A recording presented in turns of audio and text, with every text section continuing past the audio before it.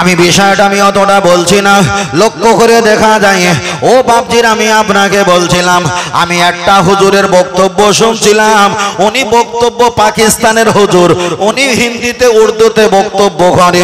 উনি বক্তব্য হিন্দিতে করেছিল যে মানুষ দুটো হাত তুলে মোনাজাত করবে, দোয়া করবে, কিন্তু জুমা মানে একত্র হয়ে দলবদ্ধ হয়ে হাত তুলে তোমরা মোনাজাত করতে পারবে না। উনি বলেছে মানুষেরা এক জায়গায় হয়ে ইয়া রাফি ও ইয়া দাইহি হাত তুলে মোনাজাত করবে, এমন কোন হাদিস মে নেহি, কুছ ভি নেহি, কোরআন মে নেহি, কোন ইজমা কাই নেহি, এমন করে বক্তব্য দিয়েছিল। কিন্তু আজ থেকে 2.5-3 মাস আগে ওই পাকিস্তানের বক্তা তারিক জামিলের সন্তান যখন ইন্তেকাল হয়ে গিয়েছিল, সুইসাইড করে হোক আর কোন রকমে হোক, হুজুর আমার কি করলেন, কবরের কাছে দাঁড়িয়ে অনেক ভক্তবিন্দুকে নিয়ে সেখানে দুটো হাত তুলে মোনাজাত করলো। বড় আফসোস লাগে আর কষ্ট লাগে, সব চাইতে বড় বেদনা লাগে। সেটা হলো কি, যিনি লক্ষ লক্ষ মানুষকে বলেছে এক জায়গায় মানুষকে সড়ো করে হাত তুলে মোনাজাত করা যাবে না, হুজুরের বাচ্চা যখন ইন্তেকাল হয়েছে, হুজুর নাজাত দেওয়ার জন্য ওই তারিক জামিল নিজের সন্তান যিনি সুসাইড করে মারা গেছে তার কবরের কাছে দাঁড়িয়ে হাত তুলে জনগণকে নিয়ে মোনাজাত করেছে। তাহলে আগের ফতোয়া আর এই কাজের সঙ্গে মিল আছে বলে কি মনে হয়? যাক, আমি ওদিকে যাচ্ছি না, আমি আপনার কাছে অযথা কথা বলছি না, কেন মানুষ এখন প্রমাণটা দেখতে ভালোবাসে। আল্লাহ, ও আমার বাপজিরা, আমি আপনাকে বলছিলাম, তাহলে নামাজের কথা বলতে বলতে অনেকটা লম্বা হয়ে গেছে। চলেন এবার নবী সম্পর্কে আপনার কাছে বেশ কিছু বলা যাক। আমরা এখানে ছিলাম না, আমরা এসেছি, এমন একটা সময় আসবে আবার আমরা এখানে কেউ থাকবো না, এখান থেকে বিদায় নিয়ে চলে যাব। ওই কথাটা আমি প্রথমে বলেছিলাম, আবার শেষে বলছি, পৃথিবীর জমিনে আমাদের নামাজ পড়া শিখিয়েছেন কে? আমার আপনার নবী। হজ করা শিখিয়েছেন কে? আমার আপনার নবী। টোটাল জিন্দেগি গঠন করিয়েছেন কে? সেটা আমার আপনার নবী। আল্লাহ হলো জান্নাতের মালিক, আল্লাহ হলো জাহান্নামের মালিক, আল্লাহ হলো কুল কায়নাতের মালিক, কিন্তু নবীকে বলছেন, হাবিব আমি কুল কায়নাতের মালিক, তুমি আমার বন্ধু, আমি তোমার বন্ধু, তুমি যাতে রাজি আমি আল্লাহ তাতে রাজি। আল্লাহ কুল কায়নাতের মালিক, জান্নাতের মালিক আল্লাহ, জান্নাত বন্টনকারী আমার আপনার নবী মুহাম্মদ রাসূলুল্লাহ সাল্লাল্লাহু আলাইহি ওয়াসাল্লাম। চলেন আমি আপনার কাছে একটাই কথা বলছি, আল্লাহ দুনিয়াতে যখন, আমার নবী দুনিয়াতে যখন এসেছে, তখন আমার আল্লাহ কোরআন দেয়নি, কোরআন দেয়নি। নবী দুনিয়াতে এসেছে অনেক বছর পর, গুহার উপরে নবী বসেছিলেন, জিবরিল এসে বললেন ইকরা, আপনি পড়েন পড়েন পড়েন। নবী জিজ্ঞাসা করলাম আমি কার নামে পড়বো? জিবরিল এসে বললেন বিসমি নামে পড়ো। আল্লাহ নবী বললেন আমি কার নামে পড়বো? আবার জিবরিল বললেন রব্বিকাল্লাযী খলাক, আল্লাহ যিনি হলেন খালেক মালিক আল্লাহ, তামাম পৃথিবীর সৃষ্টিকারী কুল কায়নাতের মালিক, তার নামে পড়ো। আমার দয়ার নবী কোরআনের 5টা আয়াত পড়া শুরু করলেন। খুব ভালো করে খেয়াল করবেন, আমি কোরআন ধরো মানলাম না, সাপোজ কোরআন যদি না মানেন, কোরআন যদি আপনি না চোখে দেখেন, আপনাকে জাহান্নামী বলা যাবে কিনা তার বিষয় প্রমাণ দেওয়া যায়।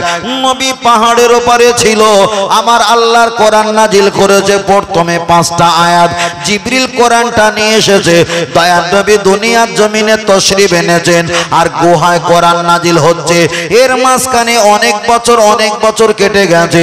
ওই জামানায় নবীর হাতে হাত দিয়ে যত বয়স্ক ছোট বড় যারা কলেমা পড়ে ঈমান এনেছিল, ওরাই যারা ইন্তেকাল করেছে, মারা গেছে, শহীদ হয়ে গেছে, ওরা তো অনেকে আল্লাহর কোরআন থেকে পেল না, আল্লাহর কোরআন ওরা হাতে নেওয়ার সুযোগ পেল না, আল্লাহর কোরআন তেলাওয়াত করার মতো ওরা সুযোগ পেল না। কেন? এর মাঝখানে অনেক ব্যক্তি কবরবাসী হয়ে গেছে, তারা কোরআন পেল না। আপনি কি তাদের জাহান্নামী বলবেন? না না, জাহান্নামী বলা যাবে না, তারা কোরআন চোখে দেখেনি, আল্লাহর কোরআন পড়েনি, কিন্তু নবীকে পেয়েছে, ওরা জান্নাতি জান্নাতি জান্নাতি। তাহলে কোরআন এখানে জান্নাতের কোনো কারণ আসতে পারে না। কোরআন একটা লোকেশন, আর বড় লোকেশন রাহাবার হলো আমার আপনার নবী। চলেন এবার দ্বিতীয় নাম্বার অপশনে যায়। নবী দুনিয়াতে এসেছেন আর সিদরাতুল মুনতাহা আরশে আজিমে দয়ার নবী চলে গেছেন।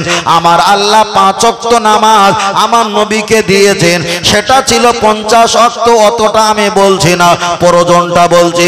5 ওয়াক্ত নামাজ নবী নিয়ে দুনিয়ার জমিনে এসেছে।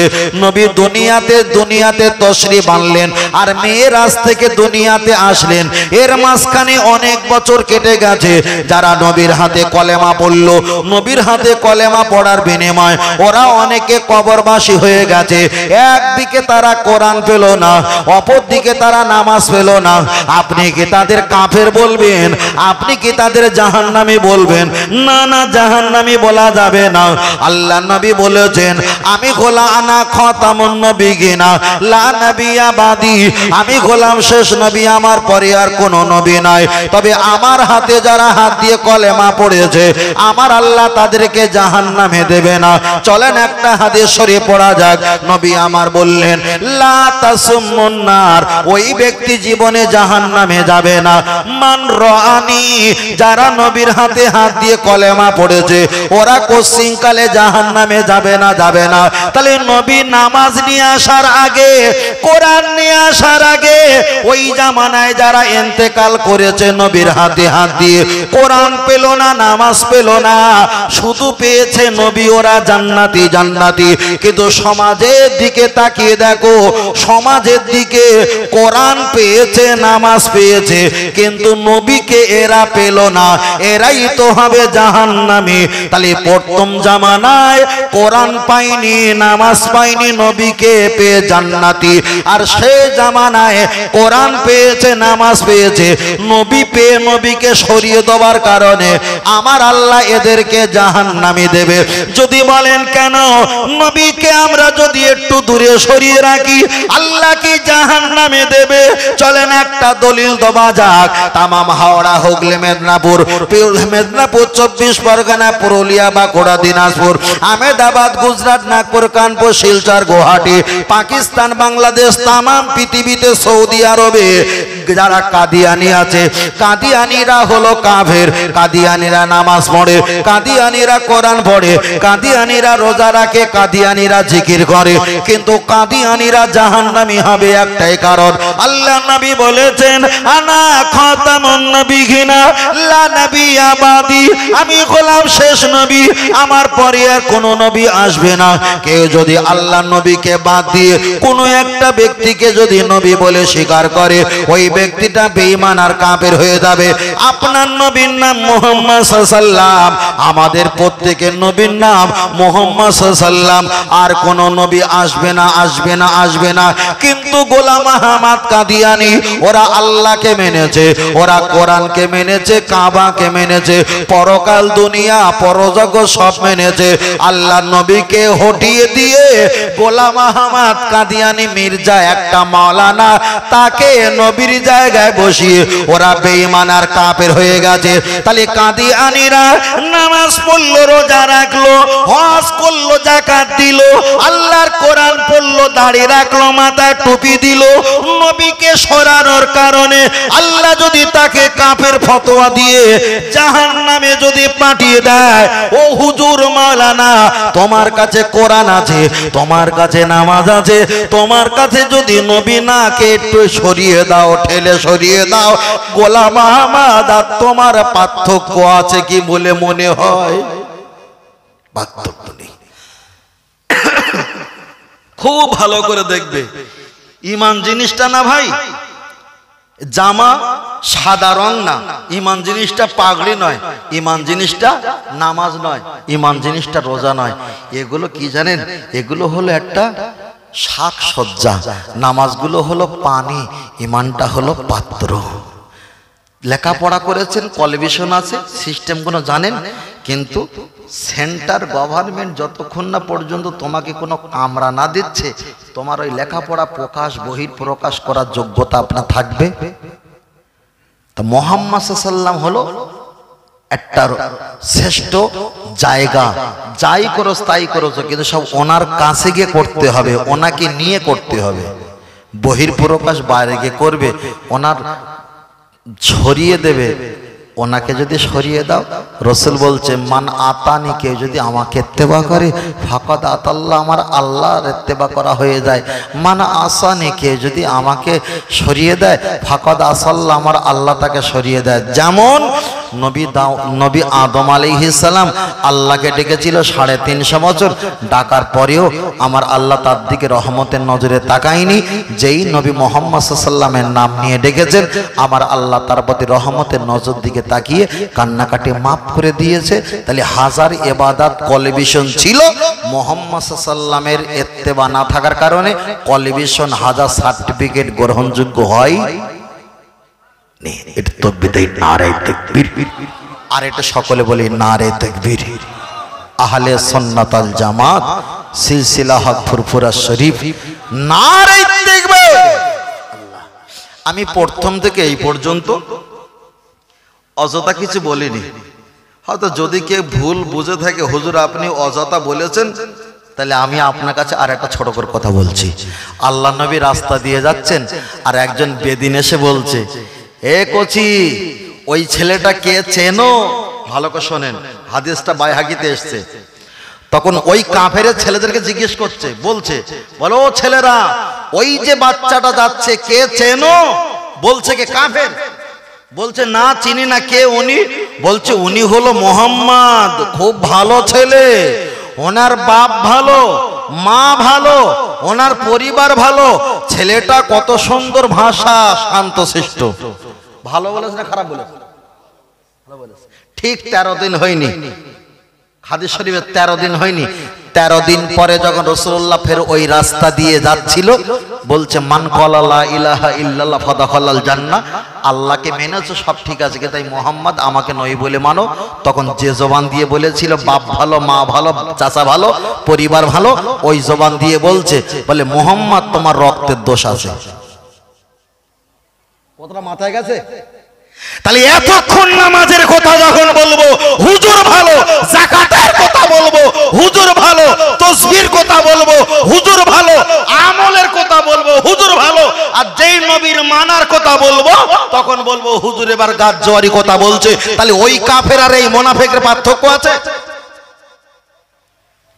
সমাজ অনেক রকম করে, আমার ছোট লাইফে আমি অনেক রকম পথে গেছি।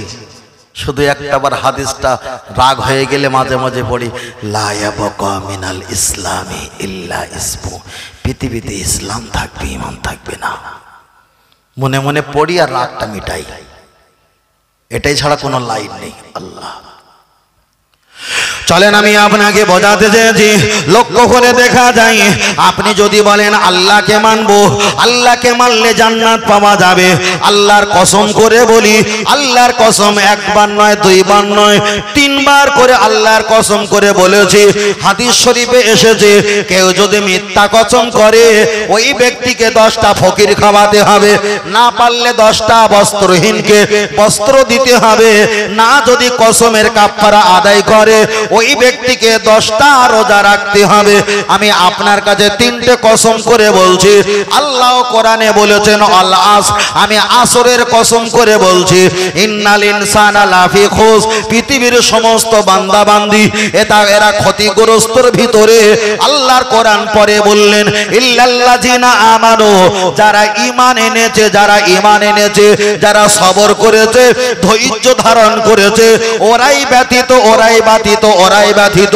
চলেন একটা বার এগিয়ে যাওয়া যাক। আপনি বলবেন আমি আল্লাহকে মানি, আল্লাহকে মানলে নাজাত পাওয়া যাবে না।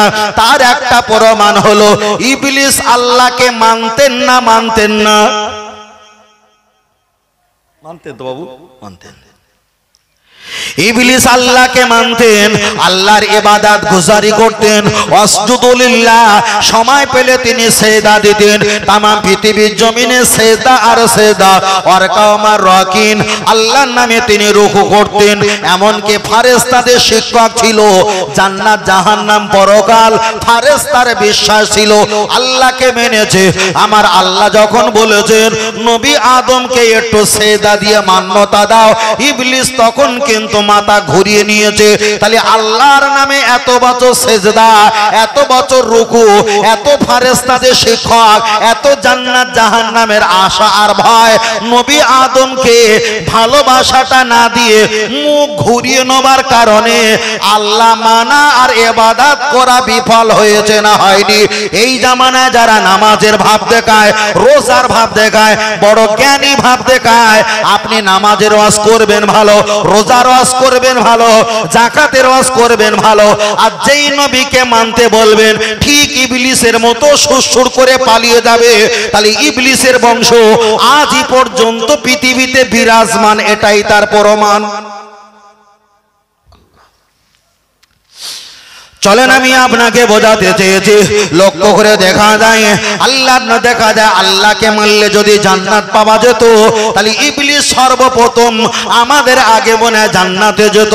আল্লাহকে মানলে যদি জান্নাত পাওয়া যায়, ফেরাউন যিনি জিবালা জিবালা জিবালা ওই পাহাড়ের উপরে দাঁড়িয়ে বলেছিলেন আনা রব্বুকুমুল আলা, আমি হলাম সবচাইতে বড় খোদা। আল্লাহকে বলছে আল্লাহ দুনিয়ার মানুষের কাছে আমি খোদা বলতে চাই, কিন্তু আপনি তো আমার সৃষ্টিকর্তা। ফেরাউন আল্লাহকে মানে আল্লাহর কাছে কান্নাকাটি করেছে। জান্নাত যদি আল্লাহকে মানলে পাওয়া যেত, তাহলে ফেরাউন আমাদের আগে জান্নাত পাবে। চলেন একটাবার আগিয়ে যায়। আবু জাহেল তিনি আল্লাহকে মানে, প্রমাণ আবু জাহেল আল্লাহর কাবাটা তোয়াফ করতেন, আল্লাহর কাবার গেলাপ ধরে বলতেন লিলাফি কুরাইশিন ইলাফিহিম। এই কোরআনের ব্যাখ্যা এসেছে ওই জামানার আবু জাহেল মার্কাগুনো আল্লাহর কাবায় হাত দিয়ে বলতেন আল্লাহ শীতকালে আর গরমকালে আমরা যখন সিরিয়া ব্যবসা যাব, ও কাবার মালিক আমাদের প্রতি একটু ভালো নজরে খেয়াল করো। তাহলে আবু জাহেল কাবার মালিক আল্লাহকে মানে, উতবা উতাইবা আল্লাহকে মানে, আবু লাহাব আল্লাহকে মানে, এমনকি আবু তালেব আল্লাহকে মানে। কাবার মাতোয়াল্লি মুহাম্মদ সাল্লাল্লাহু আলাইহি ওয়াসাল্লামকে নবীকে না মেনে আল্লাহ মানাটাই তাদের বিফল হয়েছে না হয়নি? চলেন আমি আপনাকে বলছি, আপনার কাছে পরে বলছি, সমাজের দিকে আপনি যদি বলেন হুজুর আল্লাহকে মানে নবীকে কি মানে না, এমন কি মুসলমান নেই? আমি আপনাকে ভুরি ভুরি দেখাতে পারি, তার ভিতরে অনেকটা উদাহরণ আছে, তবে ছোট একটা উদাহরণ একটু দেওয়া যাক। ছোট উদাহরণ আল্লাহ। চলেন আপনাকে আগিয়ে দেওয়া যাক, লক্ষ্য করে দেখানো যায় যারা শিয়া আছে ওরা ইয়া হোসাইন বলে চিৎকার করে, বুকে বাড়ি মারে। আমরা দেখেছি না দেখিনি? দেখেছি তো। ইয়া হোসাইন ইয়া হাসান বলে ওরা বুকে বাড়ি মারে, চিৎকার করে, আমরা দেখেছি। আপনি কি বলবেন হযরতে আলী হুজুর যেদিন ইন্তেকাল করেছে ওরা ইয়া আলী বলে না? হযরত ওমর ফারুক হুজুরকে হত্যা করা হয়েছিল, ওমর ফারুক হুজুর ইন্তেকালের পর ইয়া ওমর বলে ওরা বুক চাপড়ায় না? আম্মা জান মা ফাতেমা রাদিয়াল্লাহু তাআলা আনহা ইন্তেকালের পর ইয়া মা ফাতেমা বলে ওরা বুক চাপড়ায় না? আল্লাহর নবী হযরত সাহাবা হযরতে উসমান হুজুর ইন্তেকালের পর ইয়া উসমান বলে বুক চাপড়ায় না? নবী আমার জানিয়ে দিলেন আসসামা আসমানে একটা বন্ধু, আল আরদা জমিনে একটা বন্ধু, একটা হলো জিবরিল আর একটা হলো মিকাইল।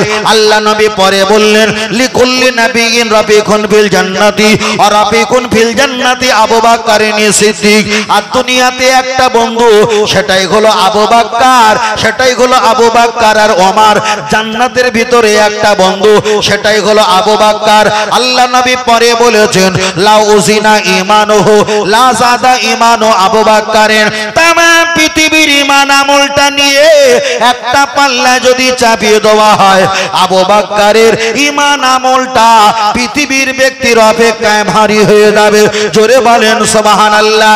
যে আবু বকর নবী জীবিত অবস্থায় মসজিদে নববীতে তিনি ইমামতি করলেন, যে আবু বকর হুজুর আমার নবীকে 6 মাস ধরে রাতের অন্ধকার দিনের উজালায় 24 ঘন্টা তিনি দাঁড়িয়েছিলেন। যে আবু বকর হুজুর আল্লাহ নবীর হাতে হাত দিয়ে প্রথম কলেমা পড়ে মুসলমান হলেন। যে আবু বকর দুনিয়াতে বন্ধু, জান্নাতের বন্ধু। যে আবু বকর হুজুর আল্লাহ নবী কিয়ামতের ময়দানে প্রথম হিসাবের জন্য পাঠিয়ে দেবে। যে আবু বকর গুহা লোহার সাথে যে আবু বকরের মেয়ে আল্লাহর নবী আম্মা জান আয়েশা সিদ্দিকা রাদিয়াল্লাহু তাআলা আনহাকে বিয়ে করলেন। অনেক ব্যাপার সেই আবু বকর হুজুর ইন্তেকাল হয়ে গেছে। শিয়া সম্প্রদায় একবার ওইয়া আবু বকর বলে চিল্লাচিল্লি করে না, আমি ওটা ছেড়ে দিলাম, আমার আপনার নবী হলো শ্রেষ্ঠ নবী। নবী বললেন লা, আল্লাহর নবী বললেন লা ইউমিনু, তোমরা ঈমানদার হতে পারবে না যতদিন না পর্যন্ত তোমাদের ছেলে মেয়ে বিয়ে বাচ্চা সমাজ সম্পত্তি তোমাদের টাকা পয়সা অপেক্ষায় আমি রাসূল আমাকে বেশি না ভালোবাসতে পারবে, তোমরা ঈমানদার হতে পারবে না। শিয়া গোষ্ঠীর দিকে একটা বার তাকাও, আবু বকরের মহব্বত নাই, ওমরের মহব্বত নাই, আলী হুজুরের মহব্বত নাই। মা ফাতেমার ইন্তেকালের দিন, ওই দিন মা ফাতেমার মহব্বত নাই। রাসূলুল্লাহ ইন্তেকাল হয়ে গেছে, রাসূলুল্লাহর জন্ম তারিখ নির্ধারিত করে ইয়া রাসূলুল্লাহ বলার ওদের যোগ্যতা নাই। ওরা হোসাইন পাগল পারা হয়ে গেছে। তাহলে একটা বার খেয়াল করে দেখো, ইবলিসের ভিতরে সব ছিল আল্লাহ, কিন্তু ছিল না মুহাম্মদ সাল্লাল্লাহু আলাইহি ওয়াসাল্লাম। আর শিয়া ইবলিস যারা আছে এদের ভিতরে সব আছে, কিন্তু মুহাম্মদ সাল্লাল্লাহু আলাইহি ওয়াসাল্লাম নাই। ঠিক না বে ঠিক? সেটা শিয়া। এখান থেকে মালঞ্চ বকচার অনেক দূর, ওখানে কিছু শিয়া দল রয়েছে, গোষ্ঠী রয়েছে। আপনাদের এলাকায় কোথা রয়েছে জানিনি।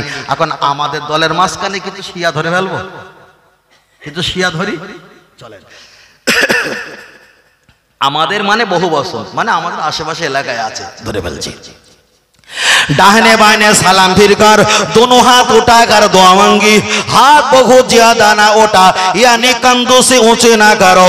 दुआ जब फारिग होकर दोनों हाथ मुंह पर फिर लो, डान दिके बाम दिके सलाम फिरिए আমরা দুটো হাত তুলে মোনাজাত করি না মোনাজাত আমরা করি। অনেকটা দোয়া করলাম, দোয়া করার পর মোনাজাত যখন শেষ হয়ে যায়, মোনাজাতের শেষে আমরা কি বলি? লা ইলাহা ইল্লাল্লাহু মুহাম্মাদুর রাসূলুল্লাহ।